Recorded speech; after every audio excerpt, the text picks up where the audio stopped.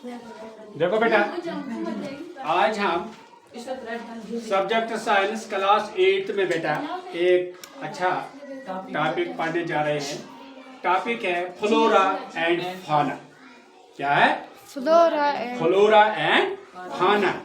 ये दो लफ्ज है, इनका क्या मतलब है?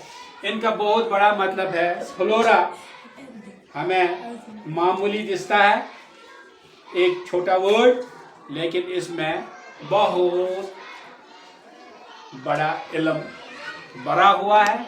आपको ये समझ आएगा। Flora refers the group of plants life of a particular region or time period. It includes trees, flowers, grasses, shrubs and flowers, crops, etc.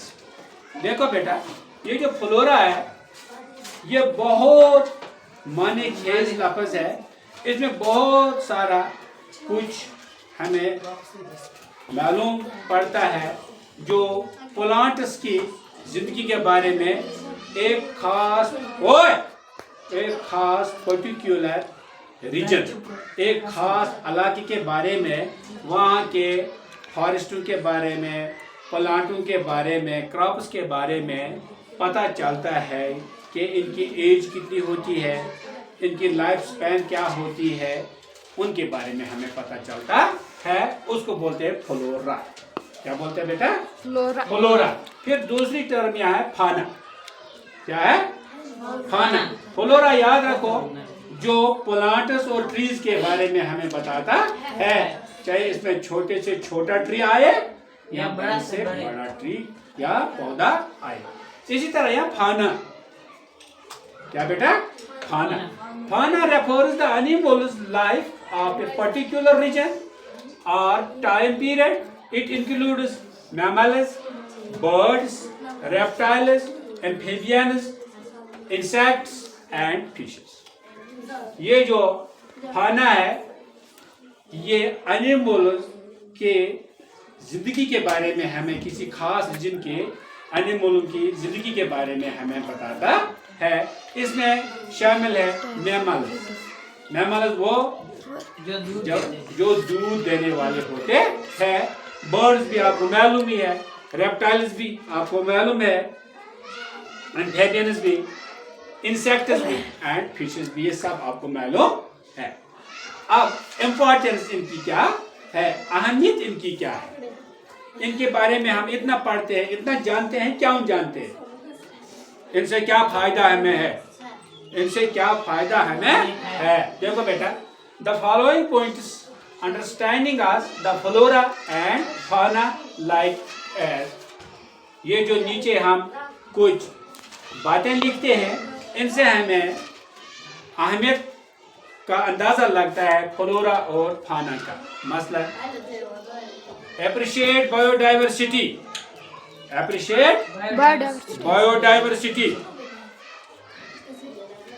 यानी हम कैसे एप्रिसिएशन देते हैं, शाबाशी देते हैं अपनी जिंदगी को। Biodiversity a place where the बसर जिंदगी गुजारने के तमाम लवाजमात होते हैं। कंजर्व इकोसिस्टम, हम कैसे अपने माहौल को बचाएं, महफूज रखें। मैनेज नेचुरल रिसोर्सेज, और हम कैसे मैनेज करेंगे किनको?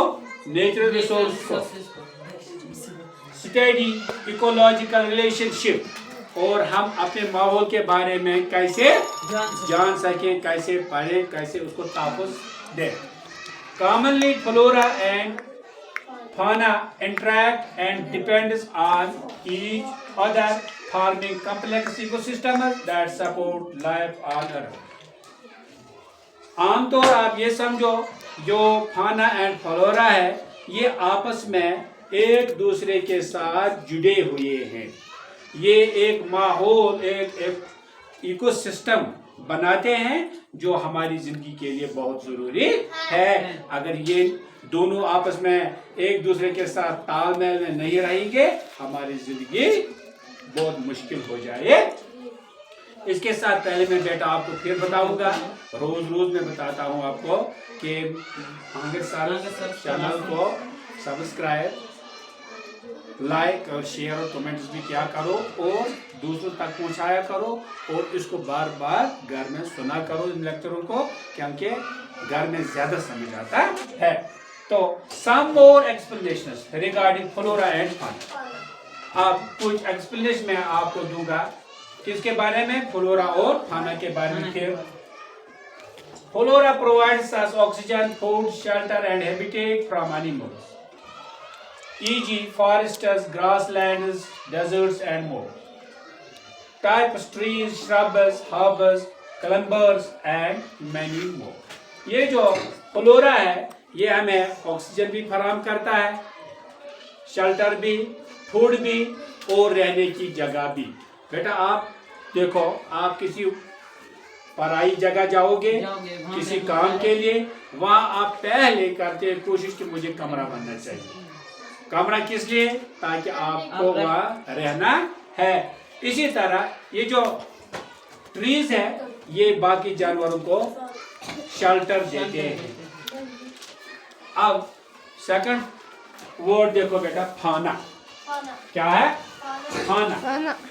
फाना के दो किस्म है बेटा, फाना दो किस्म है, टाइप्स। एक है वर्टेब्रेट्स, एक को बोलते हैं वर्टेब्रेट्स। वर्टेब्रेट्स का मतलब है बेटा animals with backbones like cow, sheep, ox etcetera. वो एनिमल्स जिनको बैकबोन है यानी जिनको कमर होता है, जिनको कमर होता उनको बोलते हैं वर्टेब्रेट्स। क्या बोलते हैं बेटा? वर्टेब्रेट्स। मसलन क्या है, मैंने लिखा काउ है, शीप है, ऑक्स है और इसमें हम इंसान मैन भी आता है। फिर है दूसरा बेटा इनवर्टेब्रेट्स। दूसरा क्या है?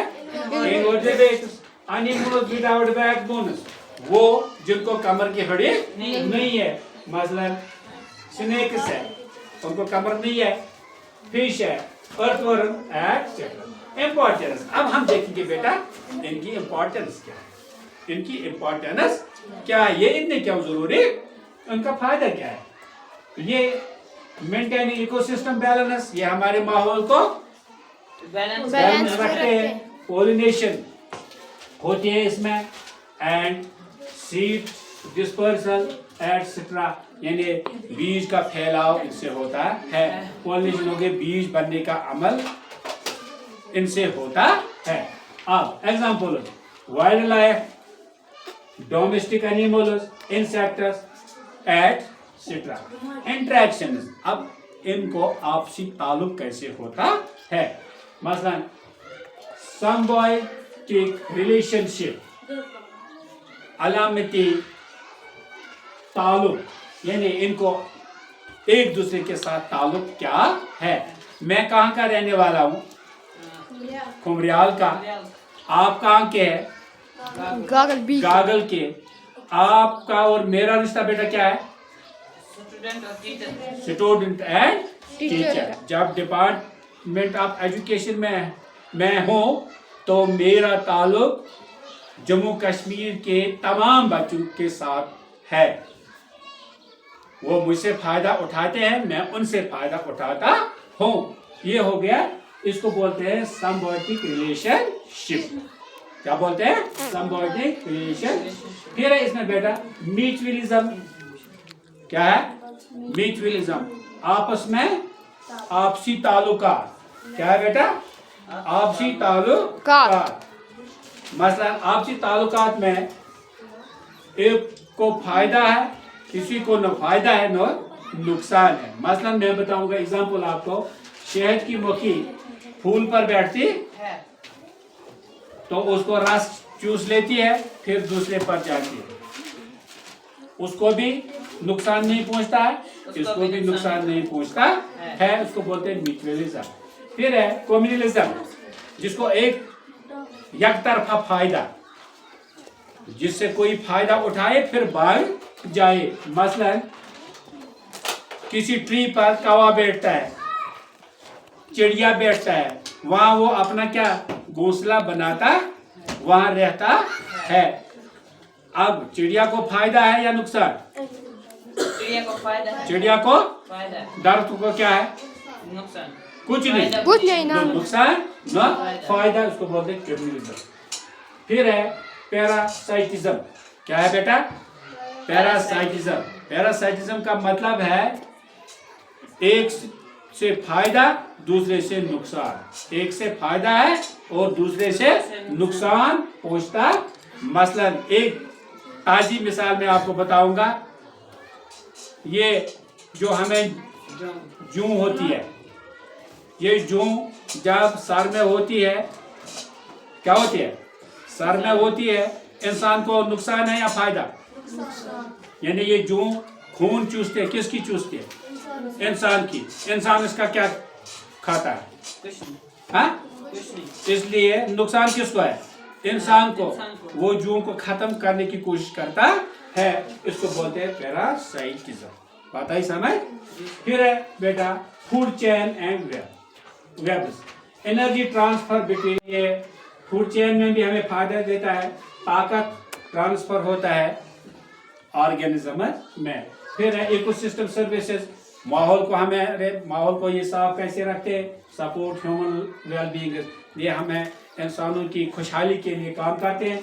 एंड प्लेनेट हेल्थ, और हमारी इस प्लेनेट को, हमारे इस घर को, यानी हमारा घर कौन है? जमीन है, इसको साफ सुथरा रखने में मदद करता है। इस तरह आज मैंने आपको बेटा समझाया फ्लोरा एंड फाना, ये दो टर्म्स क्या है। मुझे उम्मीद है आपको ये लेक्चर टॉपिक समझ आया होगा।